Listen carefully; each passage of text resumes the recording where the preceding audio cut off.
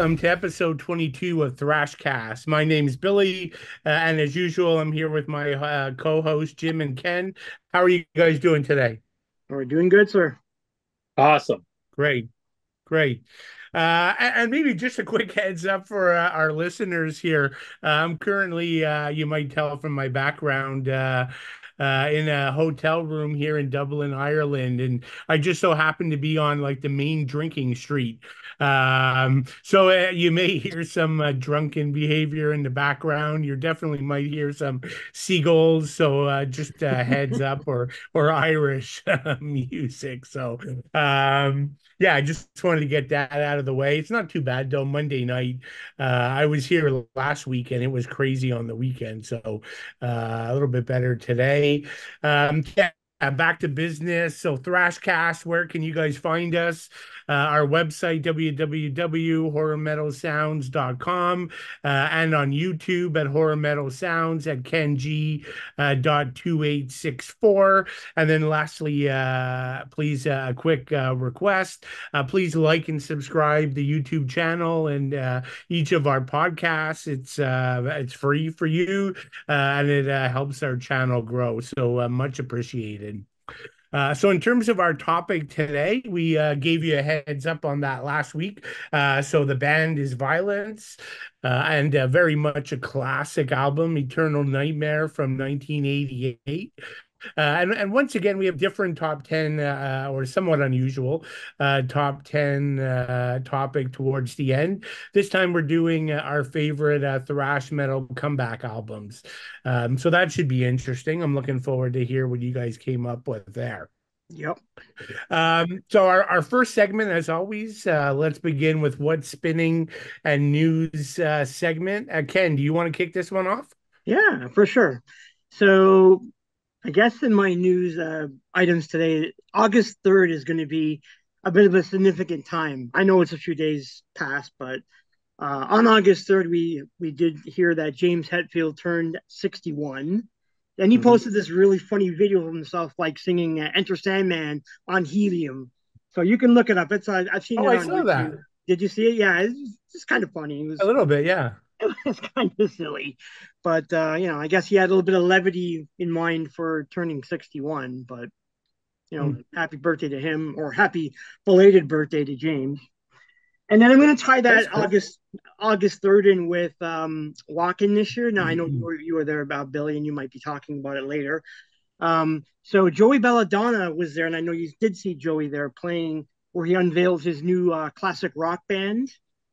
So he did an interview just recently, just discussing about the idea of the classic rock band, and he did state that he enjoys doing it over Anthrax because he kind of struggles sometimes singing with Anthrax.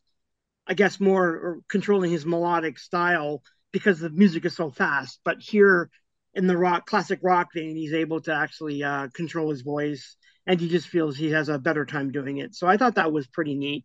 And I know you did see him or parts of it. Did you not say that, Billy? You saw some of it or all of it, or Yeah, no, well, he was all over the place, right? yeah, Like every year, there's one guy who shows up. Like he did an interview, like where he was on stage with a famous European reporter, and that was cool. Just him chatting for like at least an hour, cool. telling his life and all that stuff. And then he did Dio's Disciples. So that was cool. He did all Dio, Black Sabbath, and Rainbow songs. And to your point, Ken, I thought he actually sounded best with Rainbow. Okay. And then he showed up later again with a German band called Skyline, who's famous for being Yeah. at every single 34 whack-ins. But he was doing Journey. And I loved him doing Journey, right? Like Mm, that was like his sweet spot, to cool. your point about, the rock stuff. Yeah, It's yeah. cool. His Joey Belladonna classic rock lineup, as he calls it. Yeah. So that's cool. I'm happy for him. It seems like all the guys in Anthrax are doing side projects because right Yeah. now, Scott's touring with Mr. Bungle, and then Yeah. Belladante. Pantera. Yeah, was right. He was doing Pantera. So everyone's kind of been busy. Oh, and even Frankie was doing Satyricon. So everyone's kind of, Oh, yeah. and I know that even Jonathan now is entertaining the. I think they're entertaining the idea of Shadows Fall reunion that they're working on, which is partly one of the reasons why Bittner maybe just recently left Overkill for Hmm. that reason. So I think there may be an album in the works, from my understanding. So I'm hoping Yeah, there that's is. yeah, that's what I kind of figured. I know they've been discussing a reunion, so I mean, yeah, if they got a new album in the works, I'm looking forward to it because they've been away since 2012, so it's been quite a while since we've had New Shadows Fall. Wow, a decade. Yep, a whole decade.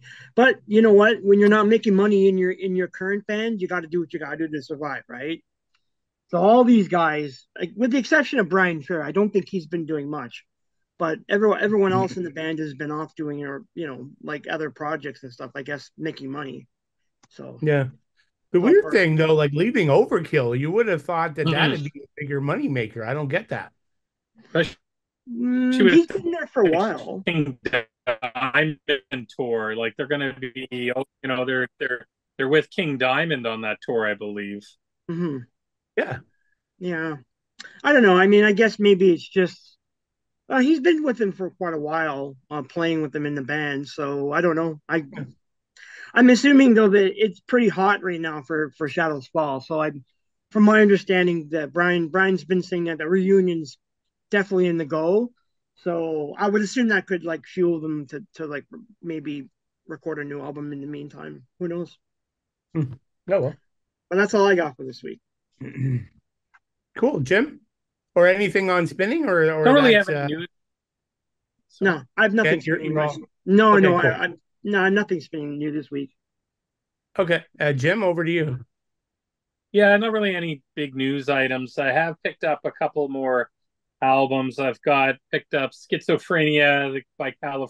Calavera, the redo, and I also got Morbid Visions as well. I thought, what the Ooh, hell, nice. at the Yeah. same time. So, but man, I picked up their old school, their Calavera Conspiracy Yep. Pandemonium CD, which is just phenomenal. I've been playing Yep. that all weekend, and it is just amazing. Absolutely kills. There's a couple of really good tracks on it. Not Losing the Edge, my favorite. Killer album. Been just like a Calavera weekend, I guess. So kind of kind of funny. Jim, do you have the other one? So I guess you got the remake of Morbid Vision, Schizo. For what was the other one? What was it Steel called? Devastation. Yeah, Yeah, do you have Steel that one? Devastation. No, I don't. I got to get that one as well. Yeah, that's good too. Yeah. So the Morbid Visions was actually like it kind of they did a bundle deal with, and it was the pre-order of Schizophrenia. It just took forever to come in, but Hmm. they kind of said you bought this, buy this and get it for whatever. And I thought, man, what the hell? I would have got Bestial as well if it was part of it. But yeah, I'm gonna get that one as well. But man, what killer albums for sure. I love them. Yeah, for sure, Cool. dude. Yeah, All right. and that's Anything all I else? got, guys. No, that's it. Oh, okay. Cool. Quick this week. Um, yeah, I was just going to do a quick rundown. I'll try to keep it brief. So yeah, I just got back from Wacken Open Air 2024. So for me, that's my favorite festival. I've been going like this is probably the 12th year, I think, if my count is Woo. right. I had a blast. And whether Wacken's Wacken or Wacken whatever people it depends if you're American or German how you pronounce it but like it's infamous for its mud and rain. Like last year it was so bad it was a partial cancellation where they had to stop 35,000 of the 85,000 coming in. This year was the complete opposite. Like it was sunny and it was like hot in the days and nice and cool at night. Like I was actually I wasn't warm enough at night. I was like shivering in my sleeping bag. Like it got down to probably like 10. Ooh. And when you're outdoors in shorts and a t-shirt, like it was cool. And the rain stayed away. We did get some rain on the last night, and it made it a little bit muddy, but by whacking standards, it was a cakewalk. So, and then kudos to the festival, right? So learning about the disaster last year. Um, they initiated, and now they didn't need any of these precautions because there was no rain, but they initiated this thing called an access pass. Like it used to be like the grounds would open Monday and everybody and their brother would show up on Monday to camp, even know the bands only start on like Tuesday or Wednesday. Wednesday's the first official day. But when there's a problem, like the rainstorms of last year, and everyone comes on the same day, like highways were blocked all the way through Germany with people stuck on the side of the road and nowhere to go because they couldn't get onto the grounds. So now you have to book, like when you buy your ticket, this access pass, and they basically spread out all the cars over like 4 or 5 days. So that seemed to be cool. No traffic jams anywhere. They placed all kinds of cool these large like steel walking trails uh through the grounds, and so that was good. Like, that would help if it was muddy, but also really helped because one of the things I love about Vakken is they're really good about people with disabilities and giving them every chance to enjoy the festival. So, like, they have this major camp called the Wheels of Steel. But last year, all the wheelchairs got caught in the mud. But everyone, like all the fans, would come and pick up the wheelchair and carry everybody, all the people to the concert they wanted to go to, which was really cool. But this year they laid out all that track so that the wheelchairs can get wherever they want to go, and even cool again, they had this service where if you're in a wheelchair, you can sign up. And a crew will bring you so that you could crowd surf in your wheelchair and Oh, experience cool. what like everyone else can experience. So you would see like this crew of people, like, holding up the wheelchair in the crowd, and it would go right through. So yeah, it seemed like the people really enjoyed it. So again, just another cool thing about the festival. Yeah, in terms of performances, I mean, there's like I can't even remember, like 200 bands or whatever there is. Um, but yeah, so Wednesday's the main day. Some people start showing up Sunday, Monday, Tuesday. It's pretty much just partying on the campground. But for me, in terms of good bands, like Wednesday, some of the stuff that I really liked was power metal band Crystal Viper, Oh, cool. Hell Ripper from Scotland, a cool new thrash band for me from Spain, Chris Evil from the UK. That was cool. And then I mentioned the Joey Belladonna thing. Wednesday was a bit weird. It was a very heavy on the German speaking bands, which is a bit unusual. Like even the headliner that day was like a German speaking band. I mean, everybody was there. I guess it's just for us foreigners. We don't quite connect as much.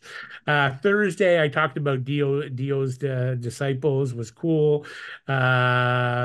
Rage, Axel Rudy Pell was really cool. A band we'll never see in North America. Accept, KK's Priest, Jungle Rod, and got to see some Scorpions. Just Yeah. stood like back with 85,000 people in front of me. But I don't know, it's kind of cool, I guess, to kind of see them. Probably not a lot left to go for them. Friday was a big power metal day, but enjoyed it. Like Sonata Arctica was really good from Finland. I've seen them a few times. Alcatraz, my first time seeing them. Nice. Yeah, that was really cool. They were awesome. Yeah, again, power metal, Beast in Black, Blind Guardian was one of the headliners. Primal Fear, very cool. Unleash the Archers from Canada. It was packed for them. That was really good. Avantasia that day closing out the festival, like from midnight to 2 in the morning. And all the best Wow. metal singers showed up. Like it's a rock opera. So that was really cool. And then finally Saturday. Saturday was like thrash heaven. For me, it opened with Tankard, who played all the cool old stuff, which was great. And I was telling the guys, like at one point during Tankard, I was standing there watching it, and I just happened to look to the right, and it was Michael Gilbert of Flotsam and Jetsam standing beside me. That's Uh, cool. watching, watching the. I mean, so with the beard, right? Like twisted beard. Like it's impossible not to spot him. But yeah, that was cool. Raven, not really thrash, but then we had Exhumer, Hyrax, Testament,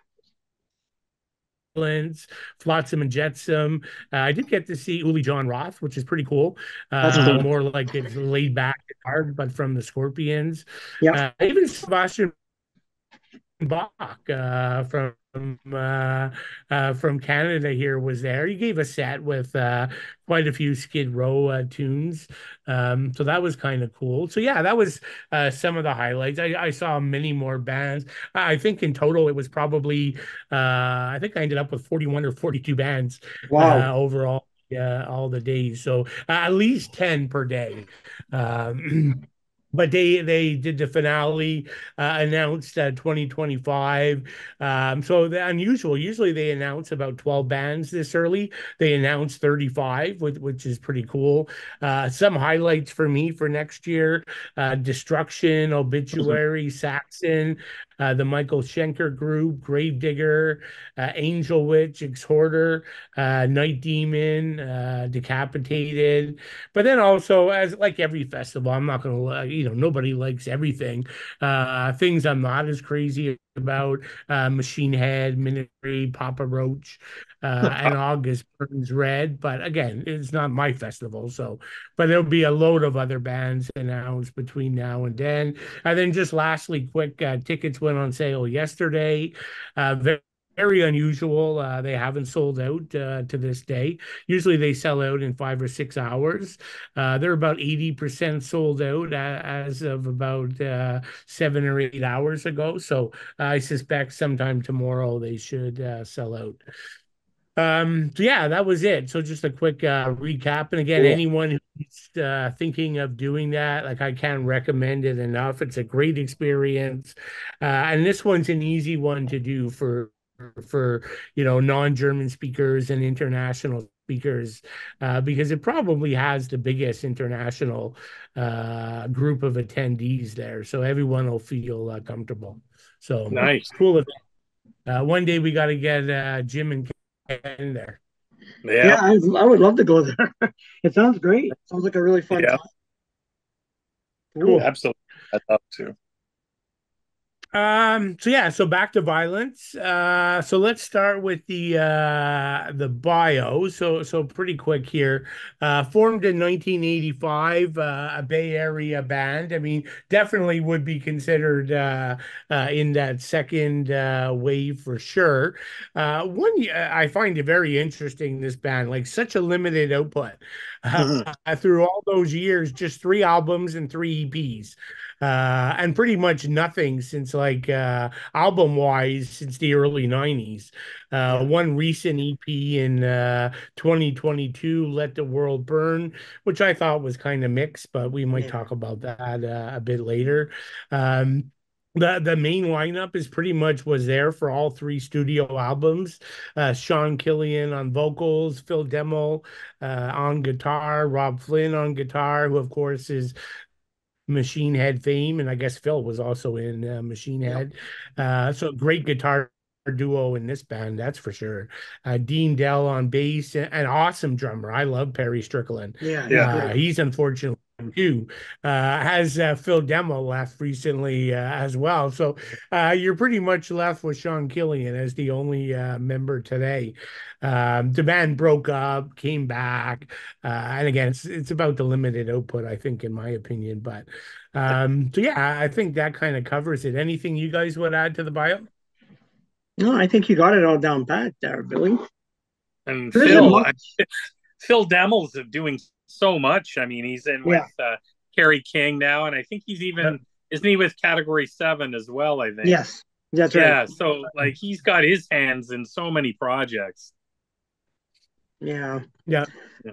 And Phil, I think I follow him on Instagram. Like I think he has like one or 2 restaurants, which is like his day job, I'm pretty sure. Oh, Like like Billy, barbecue restaurants in California. didn't you see Vio-lence at Walking? They were there, Yeah. right? Yeah. Yeah, they were there. Yeah, for sure. Well, Yeah. who So was I the got to lineup? see. I'm just curious. Who did he have in the lineup? Oh, they're all like young guys. I don't know who they. I have no idea who Okay, they yeah. were. I was looking it up Uh, because I think Christian what's that guy's old the bass player is still there that they had from Fear Factory. He's still in the band.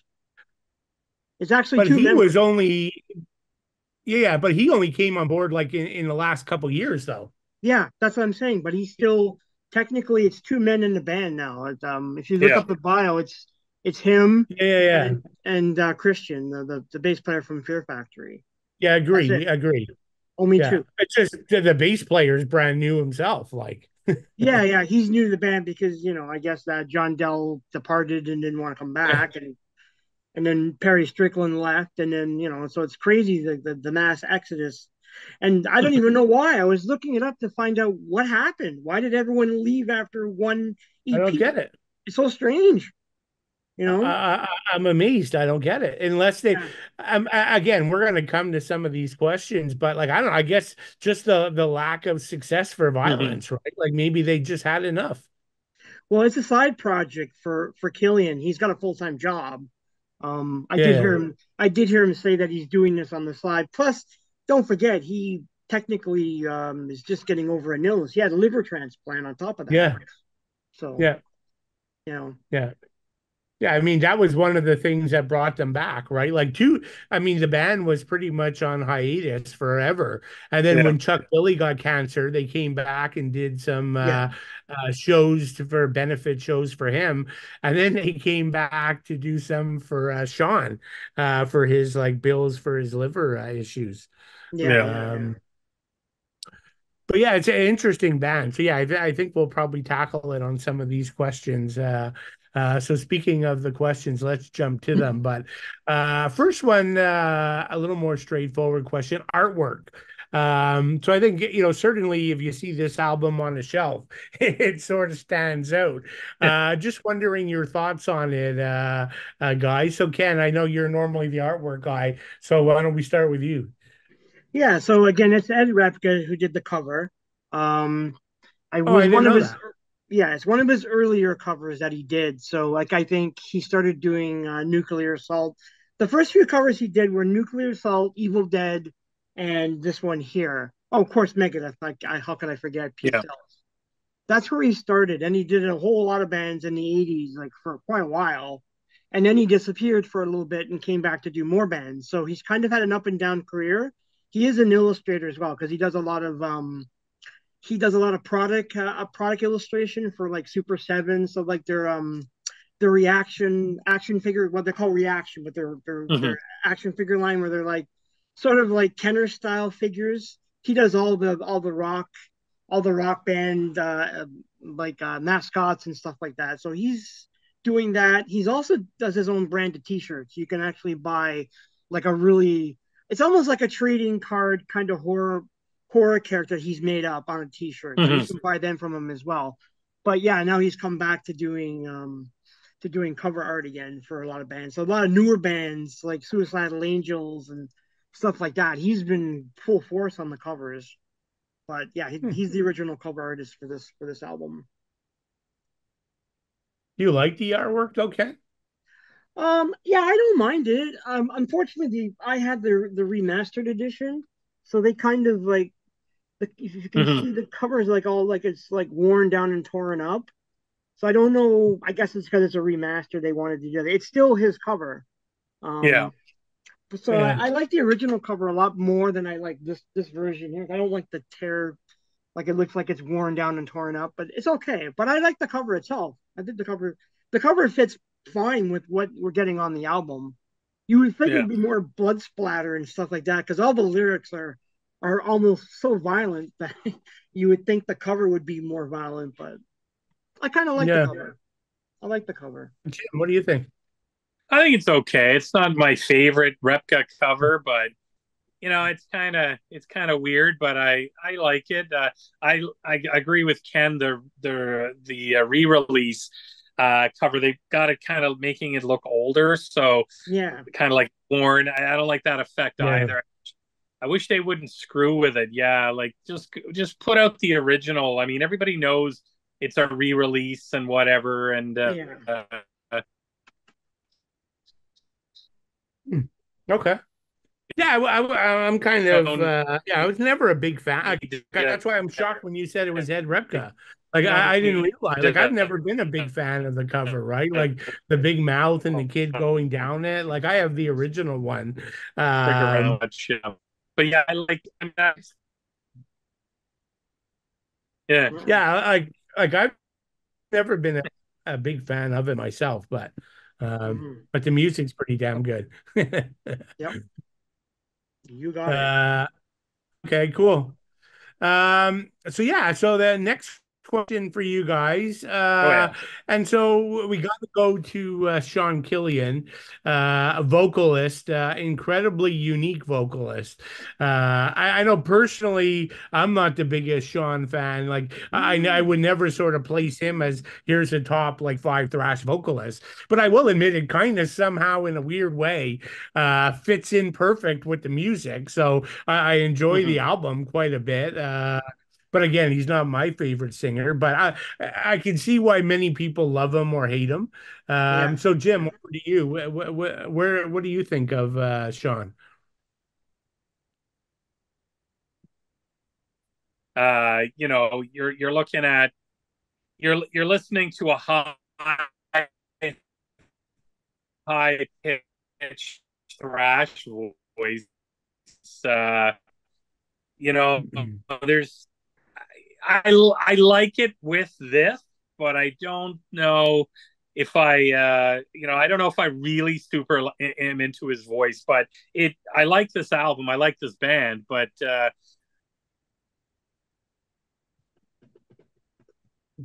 can, Okay.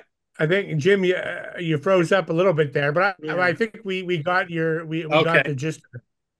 Uh, okay, cool. Ken, how what do you think? Oh, I actually like him, and I'm gonna put it this way to you guys: a what if scenario. So, what if Joey Belladonna, John Connolly, and Paul Bailiff all had a threesome? It would be Sean Killian because he has traits from all three of those singers in his style of singing. Certainly he's more of like a punk. He has a punk vibe. So Yeah, I kind of put him in the John Connolly camp. The way he I guess the way he enunciates certain words and certain phrases when he's singing as well, because it's not your normalized singing. It's just like he belts it out there, and you get that a lot from him. I like the singing. I think it works for him. It's like a kind of barking, shouting style, but the music is so frantic. He can't even really do like a really clean, like a clean melodic style to it. But at times I hear a little bit of Joey Belladonna. He wants to. He's weird. It's like he absolutely. wants to burst out into like this mellifluous voice, but he can't. He just doesn't. I don't know if he doesn't have the style or if it's just the style of the music is so frantic you can't really sing to it. So it might be a bit of both, but I like him. I think he's so unique. He reminds me also of Danny Carnage from a band called Ritual Carnage. I don't know if you guys are familiar with Ritual Carnage, but he's a very similar style of singing. Mind you, it works more for Danny Carnage, but I do think I kind of see a comparison. But I like him. I like him, and I give the guy full credit for, surviving, playing music, and having like cirrhosis, stage four cirrhosis, getting the liver transplant, and now he's sort of, doing well. Yeah, I think he's unique. yeah, no.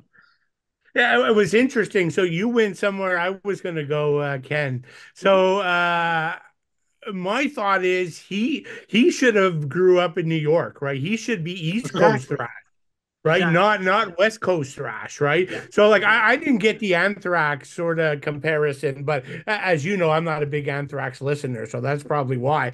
But for me, like everything we talked about, and you hit it there too, Ken, on the nuclear assault about the way John emphasizes certain words and Yeah. does his rapid pace and slows it like that's Sean, right? Yeah. Like I could easily see Sean stepping in to nuclear assault. I think that Yep.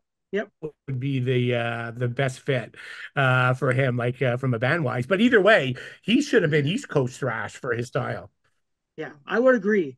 It's funny. Mhm. This band isn't really. They're from California, but they don't have that style. They have a very punk vibe, hardcore-ish vibe to their Yeah. sound. So, which is why I think they didn't. This could lead into your next question about the band, why it just didn't work, because I don't think they're made for this flash flourishing on the East Coast Bayside. Yeah, so let's go there, right? So that part of the question that Ken's referring to was why weren't they a bigger success? So uh, Ken, why don't you just continue on that thought? Yeah, I think they came late to the party for one thing. So I mean, I know everyone talks about the debut and how great it is, and it is. It's an absolute killer of an album for sure. But I mean, I just kind of think that maybe the partners just didn't. They all had other things they wanted to do. Obviously, Rob Flynn had already prepped Machine Head even while he was in, while he was in Violence. So it seems to me that they were just not there for the long haul. And even if you look at the albums, like the first album is fantastic. Second album is pretty good. And then that third album, sort of like Nuclear Assault in a lot of ways, where it's like they started out really good and then they kind of tailed out. This is the same with Yeah. them. Like that last album, Nothing to Gain, is awful. It's I was listening to it on the weekend and I don't like it at all. A lot of it I just didn't really like. I'm like, what are you guys doing? Did you No, even know that that came out? Like I didn't even know that album was released until I was doing the prep. you didn't know, really? Oh wow. No, not that one. The third one? No, I had Yeah. no idea. Like Yeah, that was released only on a rare Japanese label. yes. And it was mid 90s, so by that point Yeah. Rob was pretty much ready to go to start Machine Head.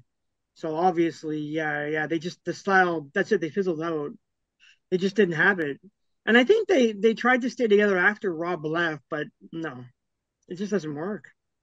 So Mm. I think that has a lot to do with it. But Yeah.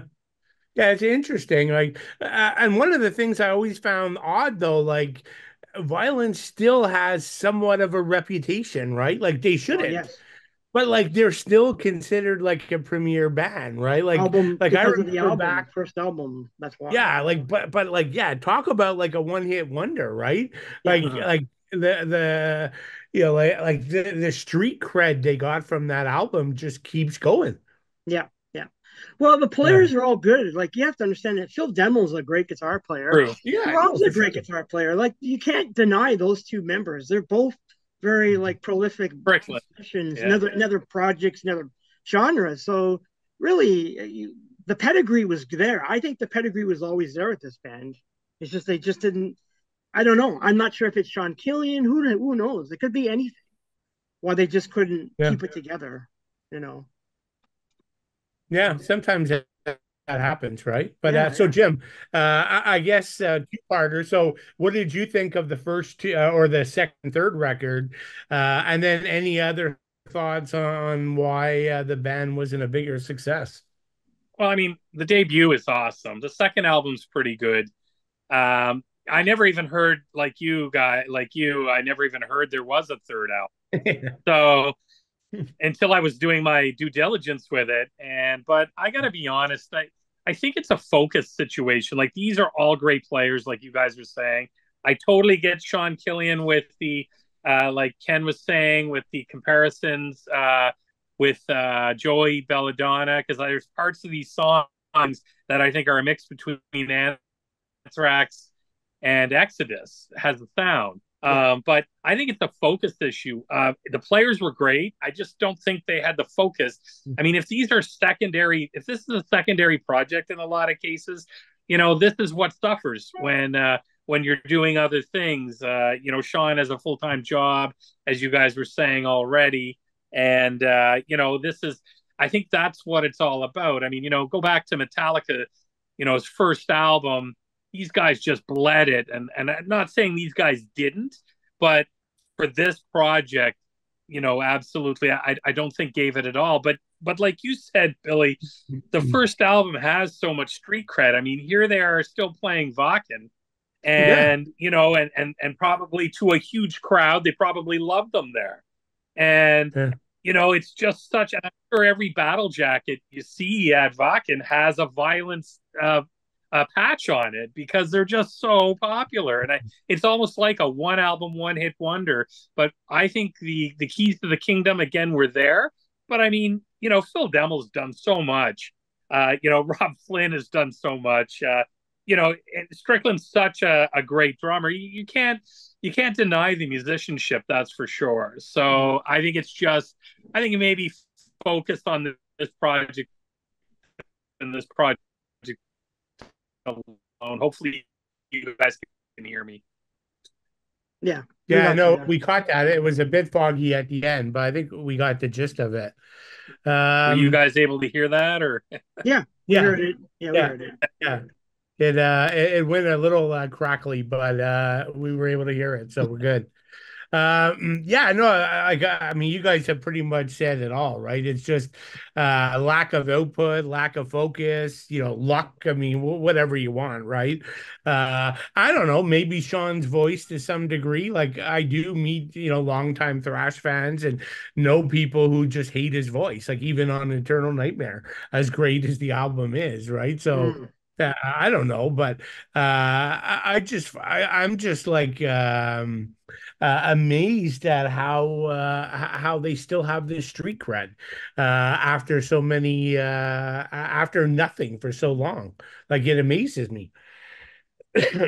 But yeah, oh but that well, what can you album, do? I think the first album Yeah, is what sold it for people. yeah, no, Yeah. yeah. Like I guess what would maybe be maybe the identify maybe how identifiable that album cover is, because that artwork is pretty iconic to Violence. So maybe yeah, people, they just really gravitate towards that one album. yeah, no, I guess, yeah, yeah, yeah. I don't know, but it is what it is. So. But yeah, so this kind of leads us into the next question, I guess. So now we talked about it. There's been an exodus, or that's probably a weird way to put it, given California.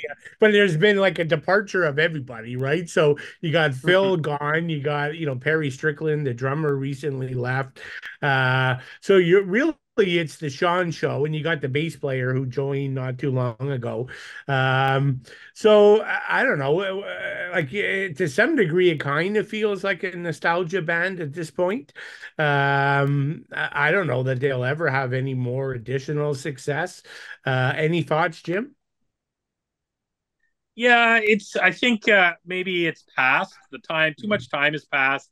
I think it definitely a nostalgic act, and and there's nothing wrong with that. But unless Sean can get a really good massive amount of some heavy hitters in there to help push the band over the top, I can't see it really going anywhere, unfortunately. All right, we got Jim's frozen there. So yeah, we'll go over to you, Ken. Anything you want to add? Well, you know what? I'm rooting for the guy. I want the guy to succeed because Yeah, I feel sorry for the dude. Like Oh the guy, God.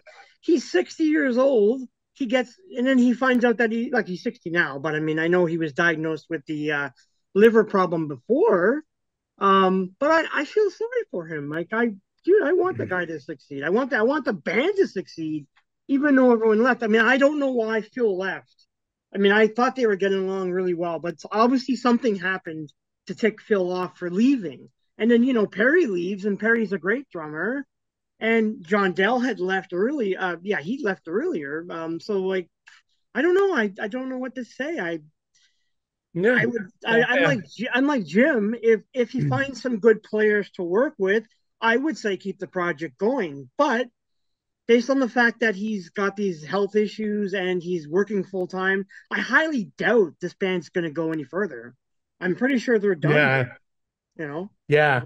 Well, even like with the EP, right? Like I don't know how big of a fan you were in 20. I thought that one like maybe one song was good. I thought it was kind of I average. thought a But couple there were you still okay. had Strickland, you still had Yeah, Demo, and yeah, it yeah. wasn't anything like amazing. Um But yeah, it's interesting. So I was thinking about this because when I sent out the questions to you guys, it was before I saw the band live at Vaca, and I Hmm. kind of had a preset bias that this Hmm. is ridiculous. Now they got to pack it in.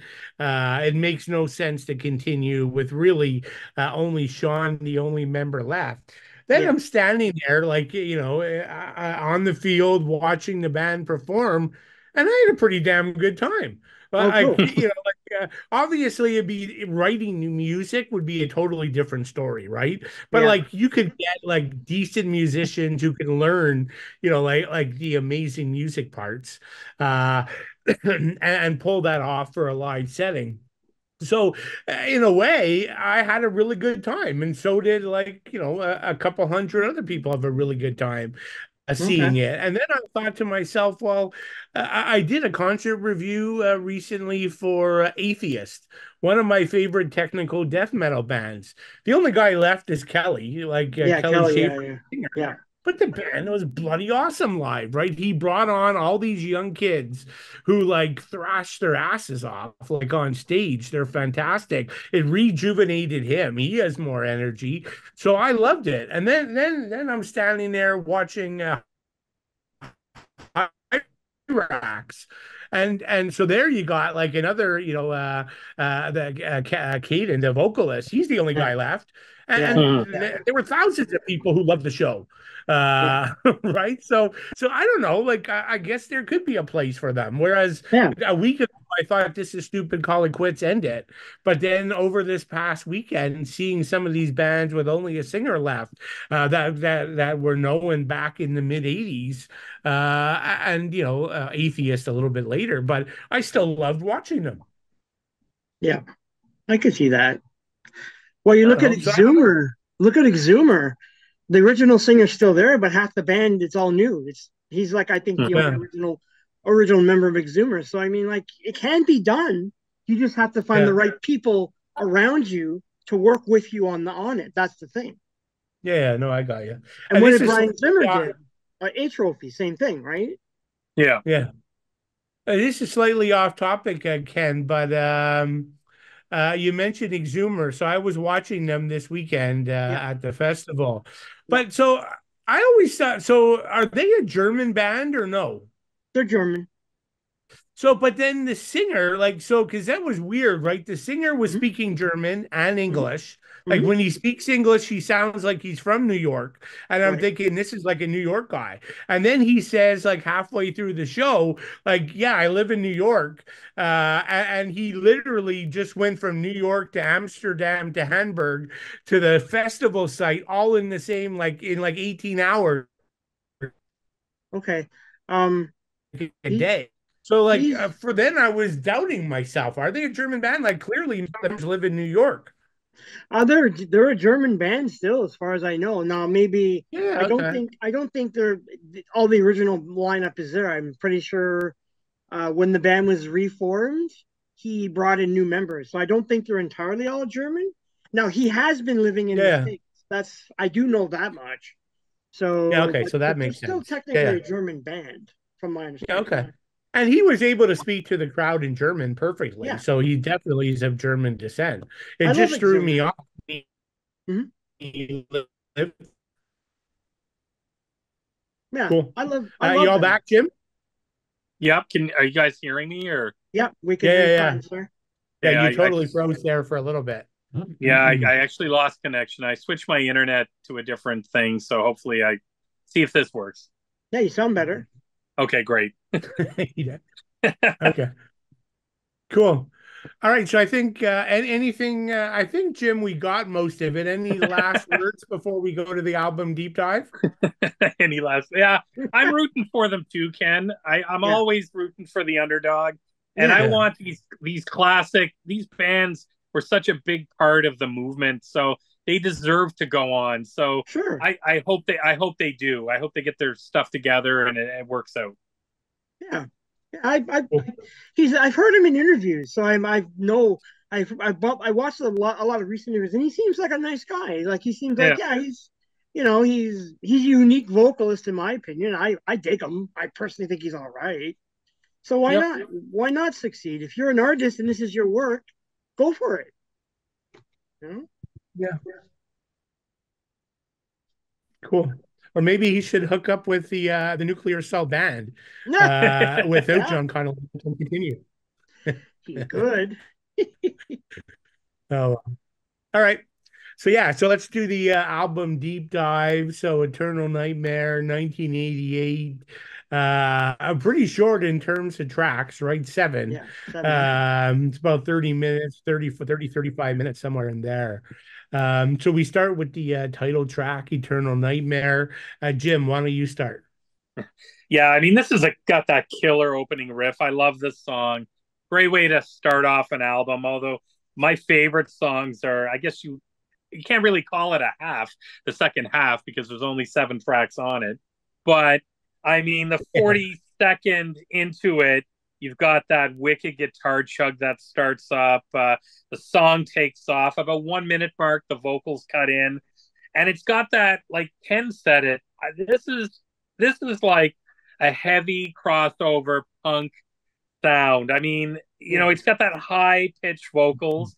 And 3:30, I love that little bass thing that happens at around yeah, yeah, 3:30. And you get to hear bass in this, which in 1988 is really, really cool.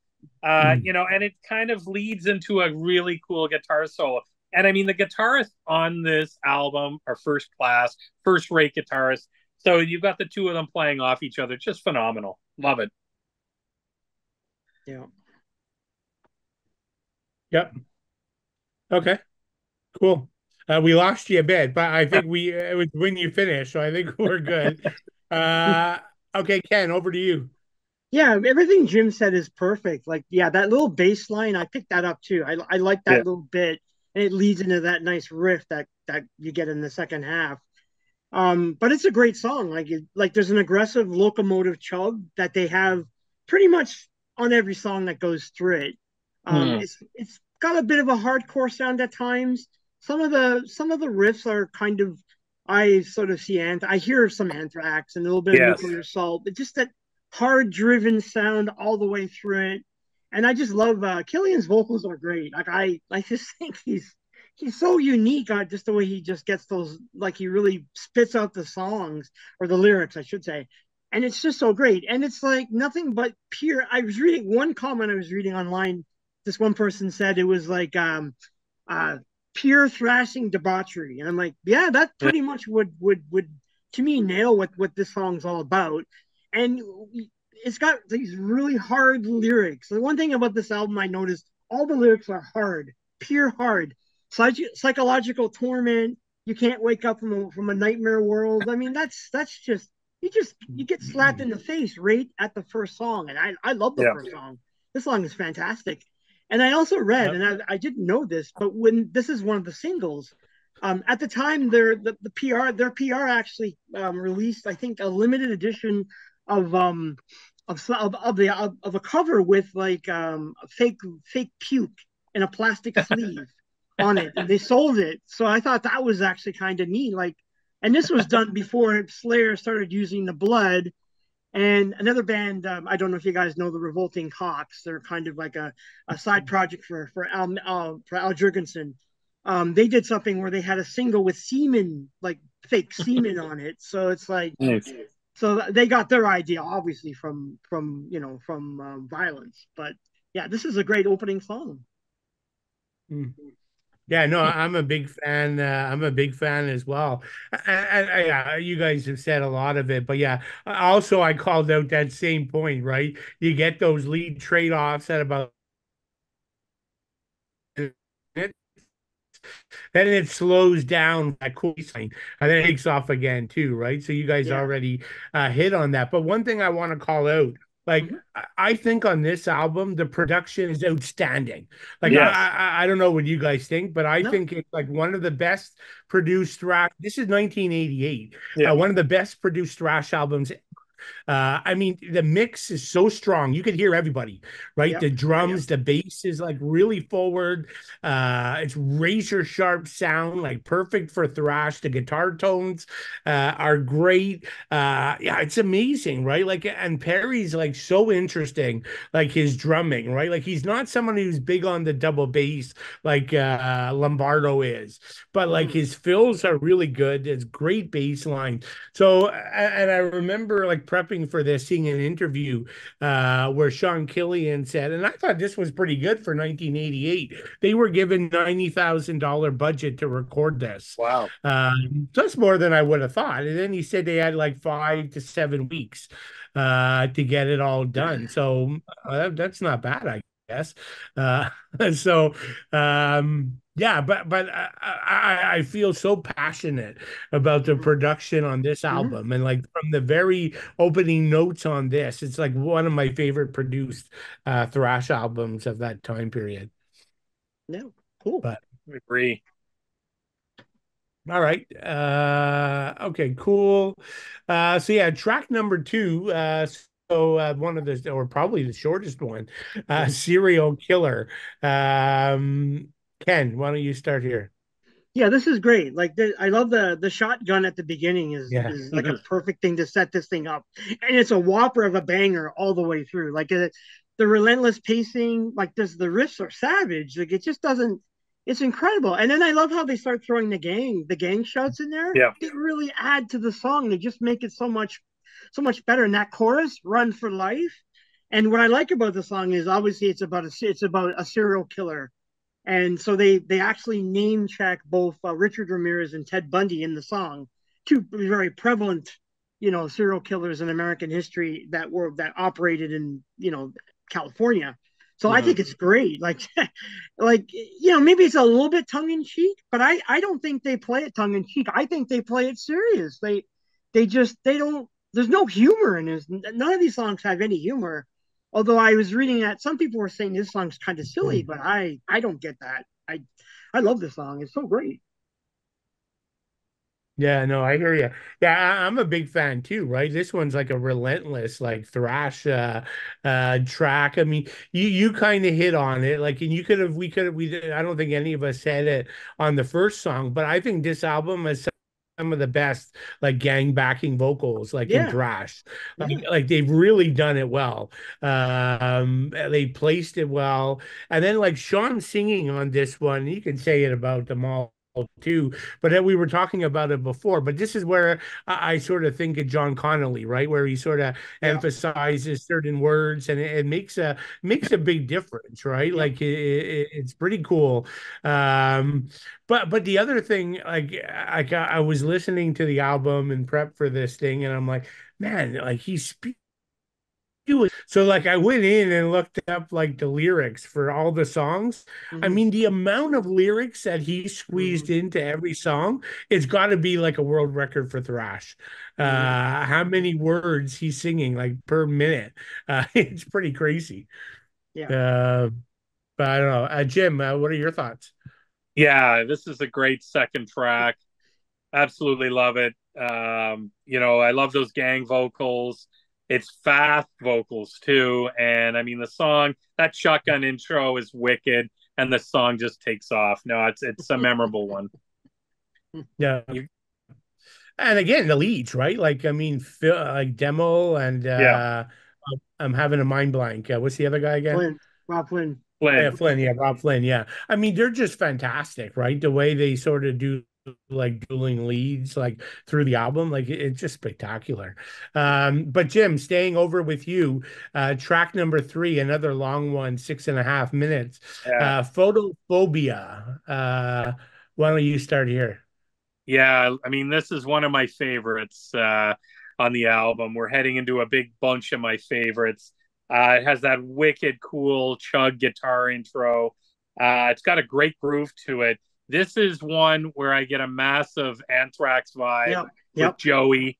yep. But I mean, also with an Exodus kind of Toxic Waltz kind of vibe to it as well. So Hmm. really, really cool. This is just a great headbanging song. Yep. Cool. Ken, over to you. Yeah, exactly what Jim said. He said it all. Like, yeah, there's definitely an Anthrax vibe with some of the Hmm. vocals and just the meaty, the chug and the meat of it is where it really Yeah. gets like that kind of hardcore tinge to it, and it's great. And then like I Yeah. just love how they like you get there's a super fast chug at the 420 mark and it goes on, and then they give you a slight pullback at 449, and then at the end that locomotive chug just like it just and it just goes right to the end. It's like whoa, it's such a killer song, and even the lyrics. I mean, again, like they had this preoccupation with like phobias, like the whole point of the title of phobia is basically your fear of a haunted place. So I think it's great. It worked. The lyrics work. The song works. You know, it's not tongue in cheek. They're serious about it, and it's so great. Yeah, no, I think I've got a lot of what you guys have, right? Like I think this track probably varies the pacing more than Mm-hmm. the other songs Yeah. on the album. I find it's a little bit more of a thrash groove. Like it's not as fast as the first two. But yeah, like it still has that hardcore crossover feel. Yeah, and I pulled out those like sort of grinding chugs that take place a couple times. Mm-hmm. That's really cool. And there's like I don't know, it's twice, two or three times where I think probably Sean like does the record for this album with how quickly he sings. Like there's a couple of times where he does these quick like bursts, and then he goes back to his normal pace. So I thought that was kind of cool. And again, like I just love the lead work. Here we get two good like lead sections Yep. where they sort of trade off leads, Rob and Phil. So yeah, good track there. Okay, so then that brings us into geez, it's so hard to believe, like at track four, and we're like Yeah, the best almost through the song. album. But anyways, Best song on the calling album. in the corner, like I love this song Yeah, title. me too. Ken, this one's yours. Yeah, this is my favorite song on the album. Yeah. Lyrically, Really? it's Okay. so fucking good. Yeah, I love because I love the fact that they're writing about a coroner and they're sort of juxtaposing it with accidents and murder, and the fact that you have to call the coroner in who does all the cleanup. Like he's the one who's got to take the bodies, the mashed mangled bodies, and sew it all up. And it's like, fuck these guys. It's like, yeah, it's like I just and it's not tongue in cheek. I don't see it as like tongue in cheek, but it's just so great how they equate that. I've never heard a thrash song doing that kind of thing, but like the song is so great. Like you just get those riffs, they just tear it up 30 seconds in and it's like bam. And then you get that there's kind of a breakdown at 220. It's not so much musically, but it's Killian starts talking about like post vehicular homicide in the lyrics. And then you get that there's a moshing riff in the background that just Yeah. adds it all together. It's so great. And I like that solo, 240 in. Oh man, and the gang shouts, killer. This is a killer song. I just love this song. Calling the coroner. It's so catchy. All right, cool. Jim? Yeah, this is one of my favorites. Like this and the next song, one of my favorites. I think this is Killian's best vocals on the album for Yeah, me. I would Is agree. this song? Yeah, I find these. It's a bit more meatier. It's a slower groove to it, but I really like it, Yeah. and it's more of a classic sound. And I love too. I mean, Ken or Billy, or sorry, Ken, you said it all. But I like how the song fades out too. Is really neat. Yeah. But yeah, this is one of my favorites on there. Vocally, this is the best one I think on the album. Yeah, I Hmm. agree. Yeah, I think it's a good song, but the weird thing is, like, I have this jotted down as my least favorite, but they're all great songs, Okay. right? So That's fine. Yeah. something's got to be your least favorite on an Of amazing course. album. Like, Yeah. and I don't know, like, it's just not like it's still a good song, right? Like, pretty much everything you guys talked about, I've got in my notes here, right? The chorus, the gang shouts, the at 2:45, the leads. Yeah. This one's a bit more, gives you a bit more variety, right? Like Jim, Mhm. you get this, it's a little slower pace, a little groove that comes in. Like for me, my favorite are the next three songs, by Okay. far. Okay. So yeah, this for me is kind of the warm up for what's to come. But Mhm. speaking of that, we go to TDS, Take It As You Will, I think. So Jim, this one's yours. Yeah, this is one of my favorites as well. So, like, the back end of the seven-song album, including the last track, is phenomenal. I mean, fast track, fast intro, love that chuggy guitar. This is an Anthrax, could be an Anthrax song, as Yeah. far as I'm concerned. Yeah. Yeah. Big time. The gang vocals, the backup vocals are amazing. And the drums, I find, I mean, it's a great drum album, but I find the drums really stand out on this song. One of my favorites. Absolute awesome song. Yeah. Yeah, no, I called out the drums as well for sure. Yeah. Ken, what are your thoughts? Yeah, the same. There's a blistering, like the blistering guitar lines, especially when you Mm-hmm. get around 205 and right into almost like close to the 3rd minute mark. It's great. Like it's just so mellifluous the way everyone plays off each other, and then it kind of changes direction, but then they go back to the chugging. What I like about this band is they pull back enough, recharge the chug, and then it just pushes the song back through. It does it here Right. really well. That's what I think probably what everyone's liking about it. And Killian's vocals are really gnarly on this. I'm getting a lot of like Paul Baloff vibes Mm-hmm. with the way he sings the song. And again, the sudden ending to the song, how it just stops. Yeah. I love that. That's just so great. It's like, whoa, what a great song. And again, they've got these lyrics all about the idea of the cycle of addiction and how it impacts both like the dealer and then the person buying the drugs. It's so great. It's such a great song. So frantic. I love Mm-hmm. this song. Yeah, no, I mean, like I said, it's the last three are my favorite. But like literally, you guys hit like everything I have, so I'm not going to be repetitive. Um, so yeah, we got track number six, Bodies on Bodies. So Ken, we'll let you start on this one. Yeah, this one is great too. I like it as well. It's got a morbid there's a morbid sense to it. Like the lyrics are always about violence and societal decay, and it's great. But what I like about this song is like I like the chorus. You know, Mm-hmm. he's saying bodies, they're just dead bodies. It's like he repeats that. It's just he hit that point home. And you're right about Perry on the drums. This is like a great drum Yeah. track for him. He really stands out there. You can hear him in the mix, and it's so great. And it's like there's the gang shots are great. There's a great directional change, like you're going into almost the 2 minute mark. That solo at the 250 mark is so blistering. I love it. This song Mm-hmm. is it's another killer track all the way through. You won't be bored of it. I tell you that much. Yeah, no, not bored, and it kind of flies through it, right? Like Yeah. it's just also fresh. I mean, for me, this is this and well, the last three, but six and seven are the meat Mm-hmm. and potatoes. And Mhm. track number one for me, my three favorites. But yeah, this thing's like a thrash masterpiece. And you talk about Perry's drumming, like the opening is like a drum Yeah. opening. Like Mhm. it's really cool. It's maybe the fastest track on the album. I don't know, or one of them. Like it's Pretty really close. pretty Yeah. intense. This is some this and Kill on Command. The gang vocals are just off the charts. Like that's Yeah. how it should be done. Really good. I actually really like Sean on this one. Like I think Mm-hmm. Sean stands out for Mhm. me on this and Kill on Command as good ones. And I always found it like you got Sean, like it musically. This is a great track. Everybody's shining, and Sean's voice just weaving with the instruments is so good. But Hmm. like, do you guys find this? Like, it always throws me off at like 4:45. The song comes to a fake ending.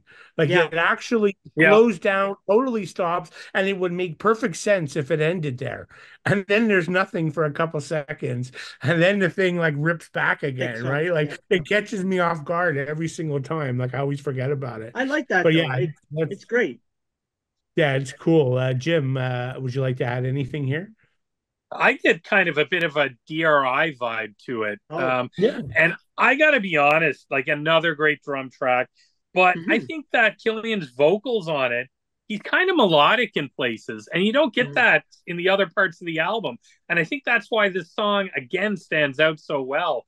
Um, and I think they should have gone with 9 or 10 tracks on this album, and maybe kind of done a couple more along the lines of this track, and maybe number 7 as well, just to kind of finish it off. Yeah.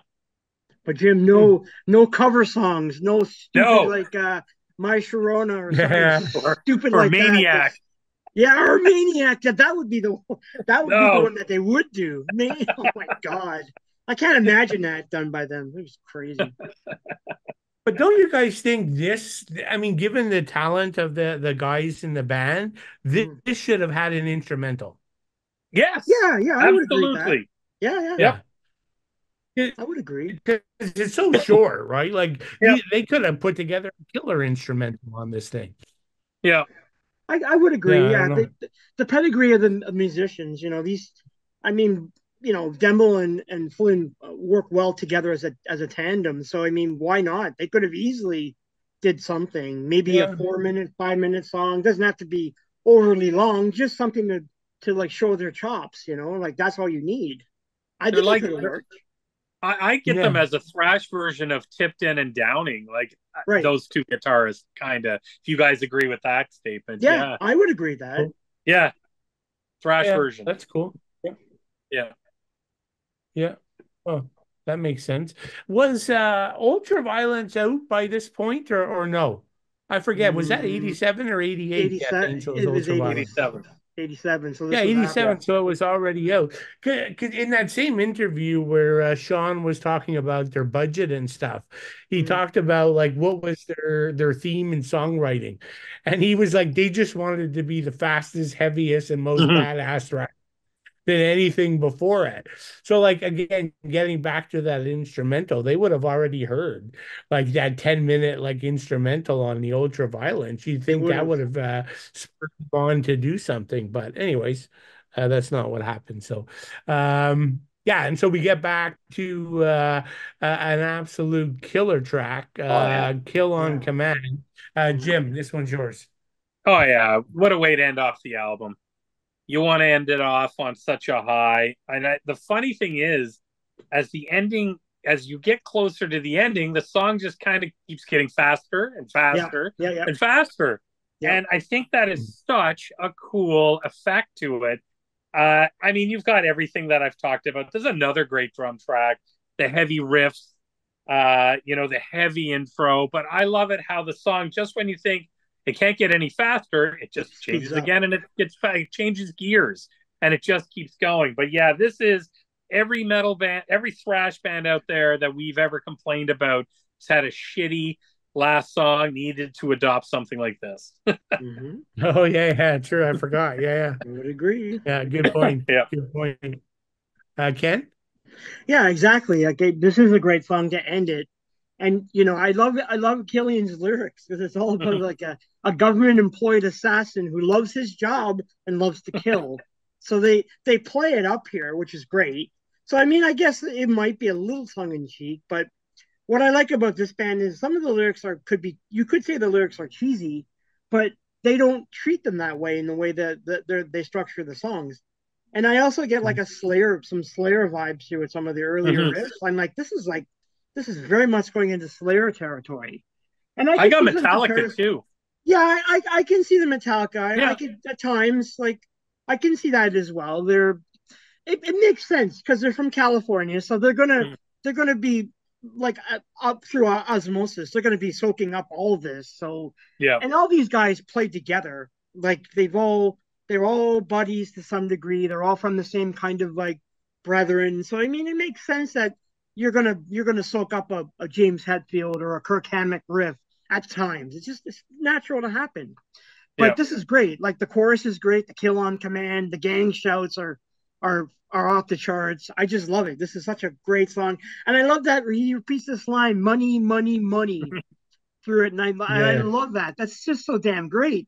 And this is another song where I get the Conley vibes, where like he hangs on the phrase of certain words, and he does it here really well through his vocals. But and then, as Jim was saying, I have it in my notes too.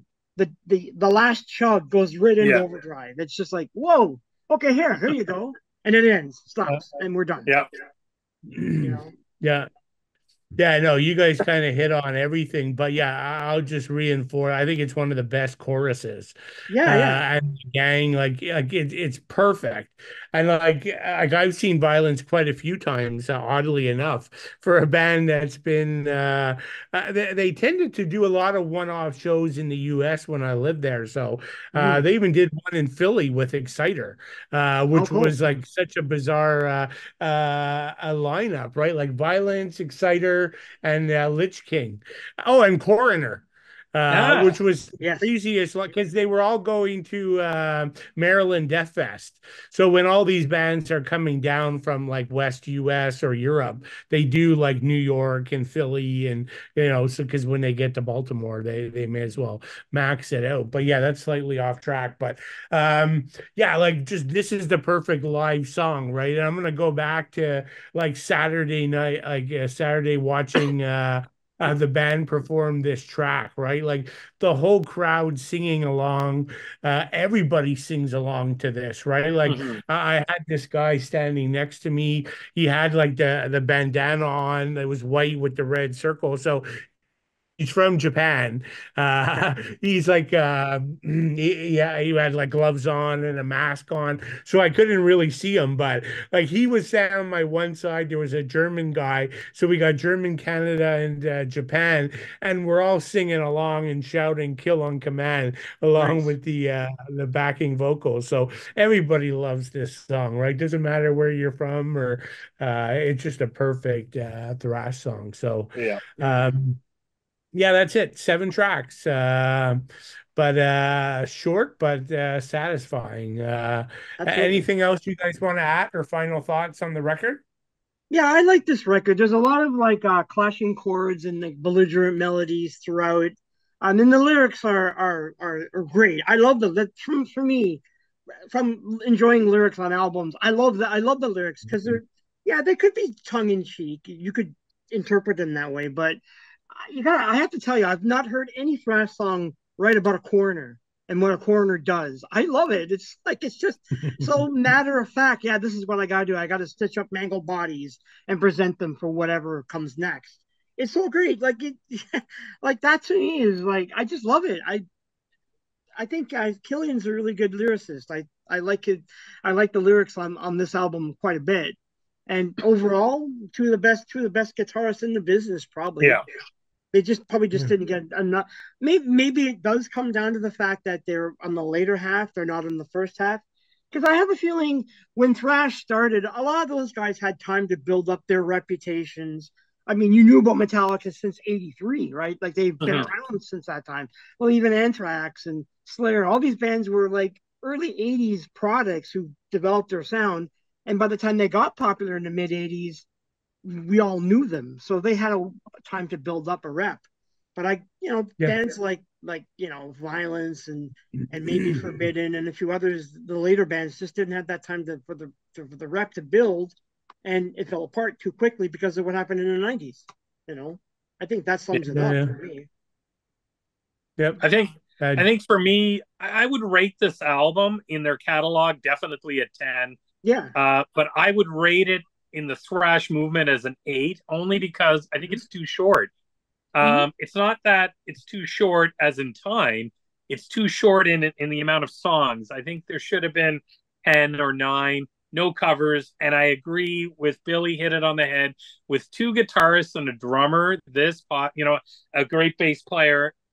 We should have had a 3 or 4 minute instrumental in there, and I think they just dropped the ball on that when it came down to it. But in their catalog, and they're such an important part of the thrash movement, this is a 10 out of 10 album. But I think really for me, in the out of all the thrash albums, it's kind of an 8 is what I would give it. Yeah, if Okay. that makes sense. Yeah, I could see that. Yeah. Yeah, I guess So, the only comment I would say is, yeah, I mean, just simple, mandatory. If there's any new thrash fans listening to our podcast, this is Yeah, mandatory listening, right? Like oh yeah, anybody who comes to thrash for the first time, Vio-lence Eternal Nightmare is like essential listening. yeah. Um, yeah, I'll leave it absolutely. at that. Yeah, for sure. I hear Okay. this band. Cool.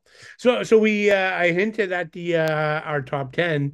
So yeah, so we're calling it best comeback albums, and we're not going to be policing the rules here. It's what we Good. kind of view as a comeback. So it could be not maybe not officially breaking up, but being in hiatus for many Yeah, years.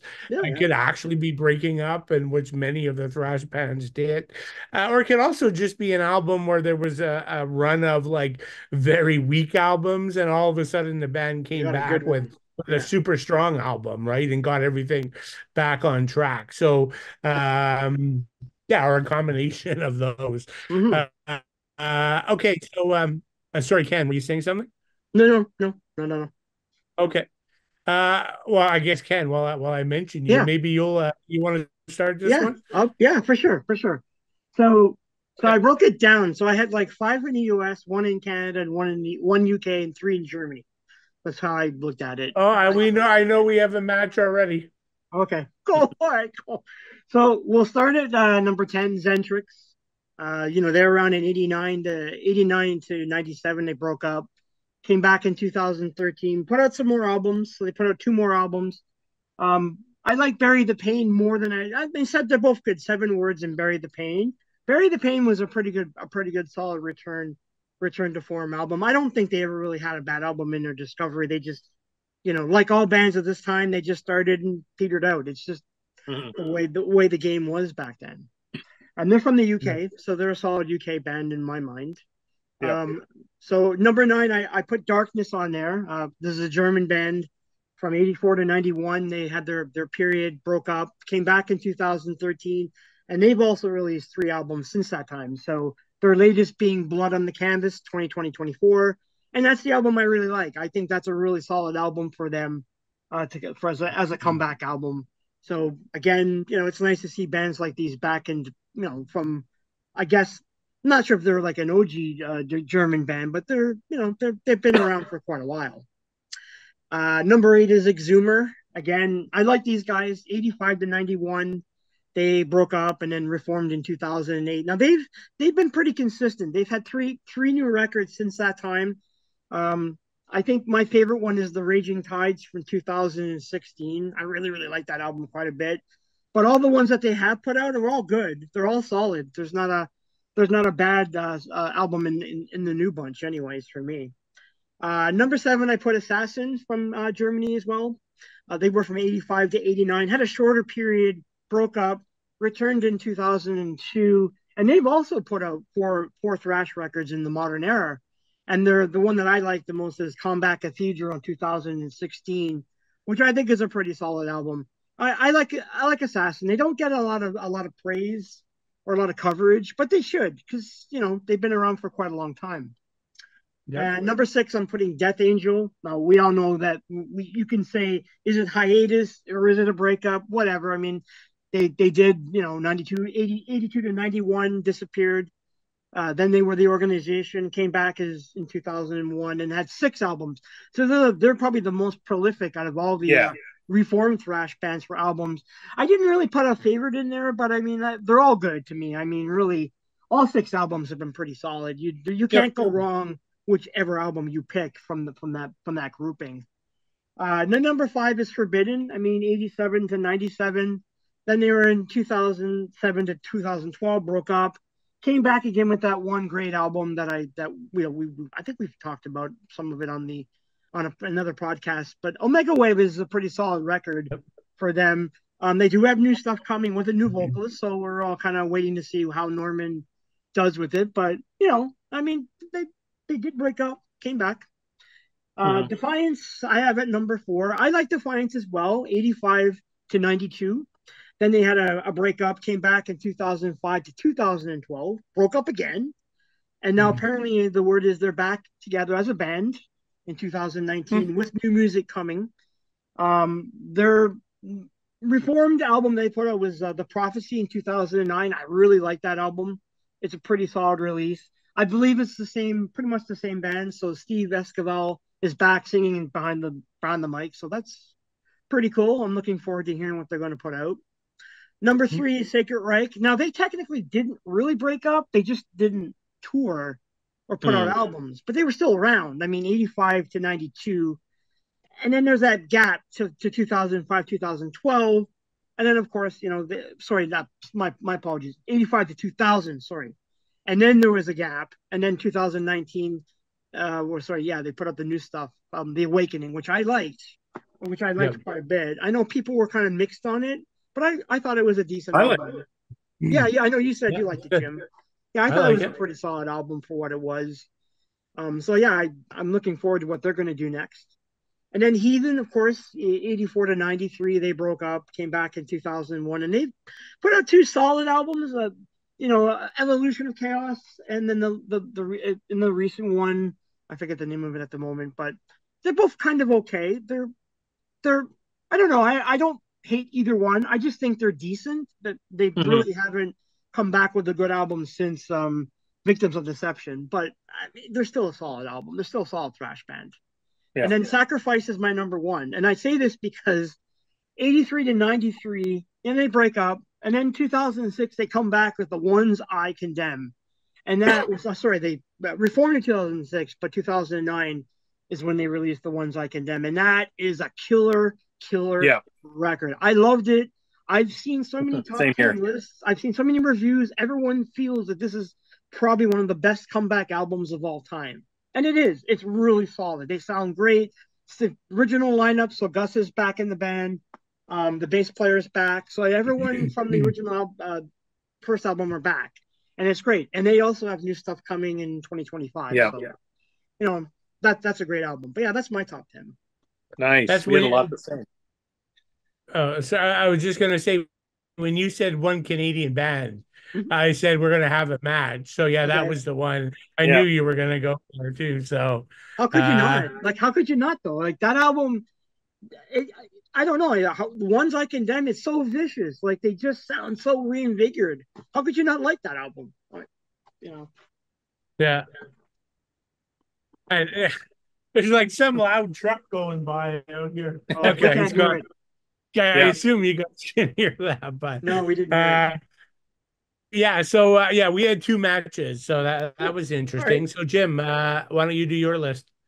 Yeah, I'll go through mine fairly quick here in case I freeze up. But number 10, Sacrifice, exactly the same as Ken. Number 9, I went with Hyrax.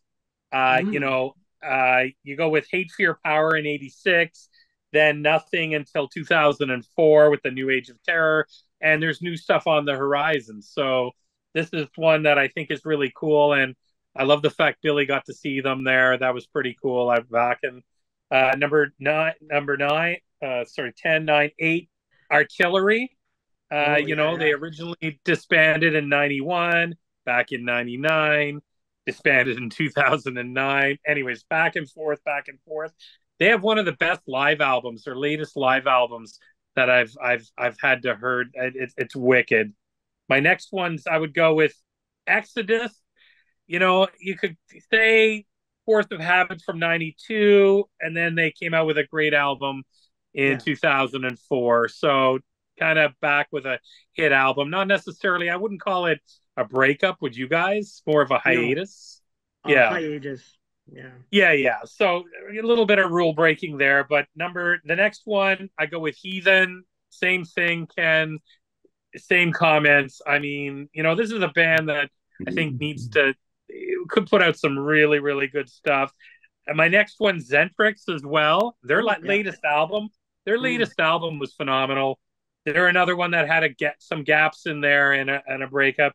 The next one, Death Angel. I mean, what can you say about that? There probably could even be my number one. The next one from there, number three, you're looking at Metal Church for me. Mm-hmm. A lot of issues there, everything from tragedy to whatnot, but keep kind of chugging along. And their latest album was really, really good as well. Nuclear Assault's my next one. Up to Third World Genocide. I mean, another situation there that should have been a lot more popular than they were. My number two, my number one is Forbidden, and Mm-hmm. the I really Omega Wave really really like that album. So I hope you guys got to hear my top 10. But Yeah. I do have an honorable mention, which is totally against the rules here, and that I'm picking No, it's Slayer. not. Go ahead. I'm Yeah. Go picking for it. Slayer, and the reason why Okay. I'm picking Slayer is because you got Kerry King's new album out, which is just doing so well, and it's kind of a Slayer album. But on the flip side, you've got them doing a little bit of couple of one-off shows. I'm really burning that candle and hoping Mm. that maybe something will ignite. I don't think it will, but hey, not that they broke up, they retired. But it's time for a new Slayer album. Hmm. So, Jim, we can hear you crystal clear. So, if there's Oh, anything else you want to add, go okay, ahead. sorry. I was kind of giving my cold note version because I was worried I was freezing up. But No, yeah, this is the best you sounded all night. oh, Yeah. You great. sound good. Yeah. Yeah. You're Perfect. all But good, that's dude. my top 10 list. And I guess Violence could fall in there as well. True. But I really, I'm a huge Hyrax fan. I saw the footage from Vakken there, and I think, Billy, that would have been that's definitely would be one of my favorites that I would have liked to seen there at Vakken this year. Yep. Yeah, I had that one too. We had a match there. Yeah, it just reminded me, it's slightly off topic, but you mentioned the Hyrax at Wacken. But it was funny, like Caden says at one point, he's like, the new albums, I guess he said it's out in Europe, but it's only it was Yes. pressed in and where did he, like, the Czech Republic or somewhere, and they haven't made it to the US. He doesn't have a copy or something in the US. And so apparently when they were in Europe, he picked up like a bunch of copies and he brought them to walk in a Oh, cool. suitcase. Oh, And he wow. said, like, I'm coming out there on the grounds and you find me and I'm going to sell everything. He's got the CDs and the vinyl. Nice. Nice. And he's like, you won't find that in stores for a little while. Mm-hmm. So I thought that was pretty cool. I kept looking around, but like with Oh, 100,000 people there, like I'm it's not going to hard. find them. Yeah. Yeah. Uh, but yeah, that was Wicked. pretty cool. Okay, so my top 10, they're not really in order, so I'm just going to go Yeah. one Go to for it. 10. We actually don't have too much overlap, but it was funny. Like Ken, I have a lot of UK, and Jim had some too. Yeah. Okay, so number one, again, not in order, but I'm going Exodus, Tempo of the Dam from Mm-hmm. 2004, one of my favorite. Mm-hmm. Kind of meets criteria for me. Like I Yeah. didn't like the band was on a hiatus since 1992's Force of Habit, and I wasn't a big fan of Force of Habit, No one was. or In Fact, No. is imminent. So it actually gets like a double award. But yeah, I just think the album's so damn good. Sacrifice, the ones I condemn, like you guys already talked about it. So, but I will say I think it's the most underrated. Like I know you said, Ken, it always gets good reviews, but Yeah. like when I hear, like, especially Americans talk about Sacrifice, they only talk about the first two, Of maybe course. Yeah. the third Soldiers, but like, yeah, nothing after that. So I don't know, maybe that's something for Gus. He's got to promote that better in the Mm-hmm. US because they know the band exists. So number three, no one got this one, but there was like so I'm going to ban Onslaught, Oh, yeah. Oh Killing Yeah. yes. in Yeah. Yeah. 2007. So again, this meets multiple definitions Yep. because the In Search of Sanity came out in 89, so Yep. super long break. Now, I absolutely love In Search of Sanity. So do I. Steve Grimm on vocals, Yep. rest in peace. But it was like a totally different album, right? It was like power Absolutely. Yeah. metal, hard rock. So it gained new fans, but it pissed off old fans. So this thing, Killing Peace, and the next Yes. one or two Yep. were just vicious albums, right? Yep. Like I can't recommend them enough. So, do you remember, Ken? What was the one after Killing Peace that was equally good or better? But I can't remember. Oh yeah, I forget the name of it, but they're both good. The second one's But better. yeah, they're both Cy excellent. Keeler's an Uh, amazing vocalist. He's awesome. Yeah, yeah. And then I had Hyrax, New Age of Terror.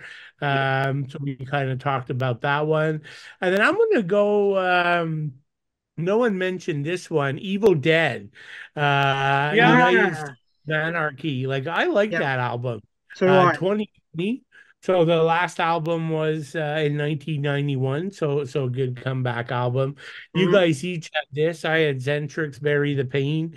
So I won't talk any more there. Although it is funny, like this did get some negative press, mainly around the vocalist change, right? Like Yeah. with Ashley no longer there and Simon Yeah. Gordon stepping in. But yeah, and I mean, I like the original singer too, but it was still a damn good album. And I'm gonna say even 10 times better than Bury the Pain was Yeah. 2022 Seven Words. Like I 7 words. love that Yeah. album. Yeah. That's Yeah. a wit. Yeah, that's even better, right? Yeah. Number Yeah. seven, I'm going to the UK, Acid Rain, Oh yeah. The Age of Yeah. Entitlement Yeah. from 2019, right? We had nothing since 1990s Obnoxious. Mm. So, and then I don't know, I mean, I think most people know, but Acid Rain, like crossover thrash, but with Mhm. lots of humor as well. So this album was very serious, like thrash oriented. Some of the humor was gone, but some people didn't like that, but I think it was great. Then I'm going, my eight is the band Viking. No Yes. Child Yes. Behind from 2015, right? Great A album. great thrash band. Everyone knows Do or Die and Man of Straw Yep. came out in 88 or 89, so long break. But yeah, I think it's great. Like a lot of people miss this album. So if you like those old Viking albums, check that out. My next one is one that's not really a break, it's just a return from a complete piece of crap. So Destruction, all hell breaks loose in 2000. Yep. A piece of crap I'm referring to is the Human Cannonball album. Yeah. Uh, so, uh, but yeah, and there, yeah. So yeah. I mean, we already talked about this in an old podcast, but and then you also lost Smear, and so he comes back on this album. So and you know, it's just a great like return to form. But it got even better the next year with the Antichrist. But so yeah, great one there. And then last one for me, again, these are not in order. My number 10, Testament, The Formation, Right. Yeah. Damnation, 2008. You know, a long break since 99's The Gathering.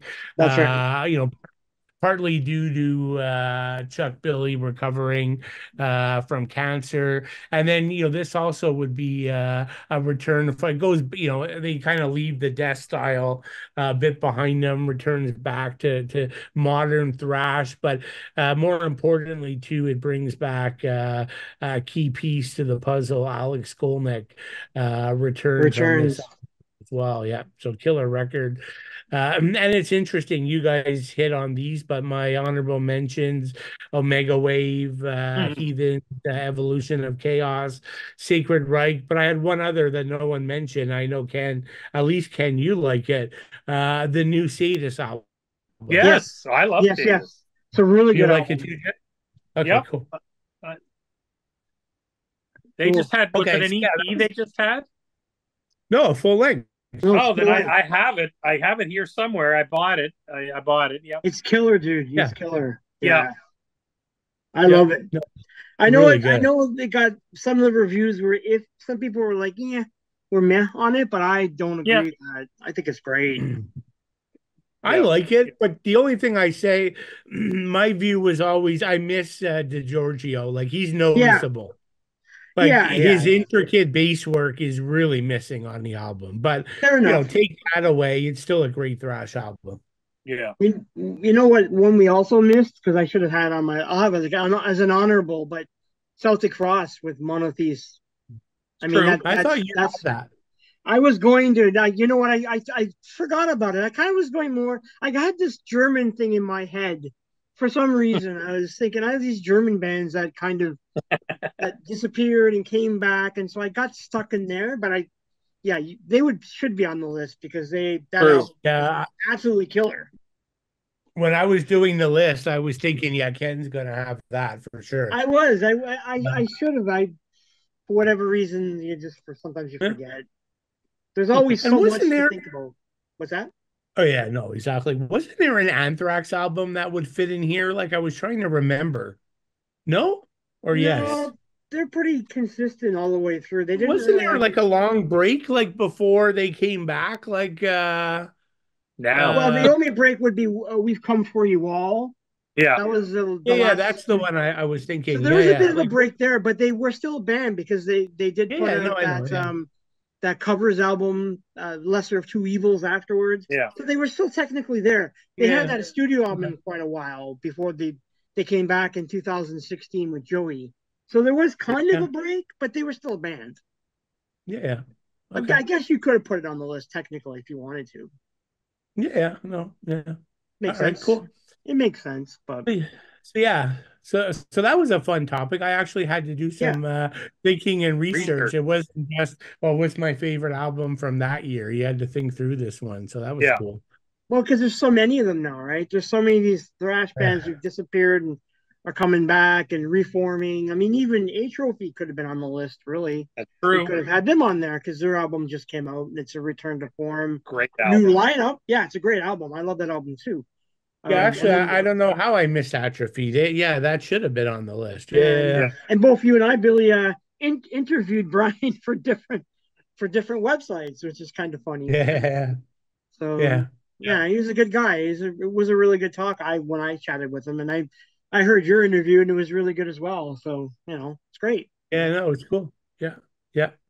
But Okay, so cool. So that's the end of our top 10. So, gentlemen, any final words before I wrap it up here? no, not really. I think we've covered it. I think what you Yeah. said, Billy, is right. Anyone who listens to our podcast, or if you're young and you're getting into thrash, yeah, go. Violence. This album we talked about is a must listen. You have to listen to it. You cannot Yep. skip it. I would think. Yep. Agreed. Cool. Oh, we lost Jim. I was going I to think we ask lost him him. if uh okay, so yeah, agree with you. Yeah, that makes sense. So then like closing so in closing again, thanks everyone for watching another fun-filled episode of Thrashcast. Yep. And so next week's topic kind of fits around with what Ken was just saying. Another mandatory listen for new Thrash fans, right? Yep. So we're going Evil Dead, Annihilation of Civilization. Oh, he's got his copy there with the Zed Repka cover. Yep. So cool. I do. 1989, and folks who might remember, I showed that in one or two as well Yep.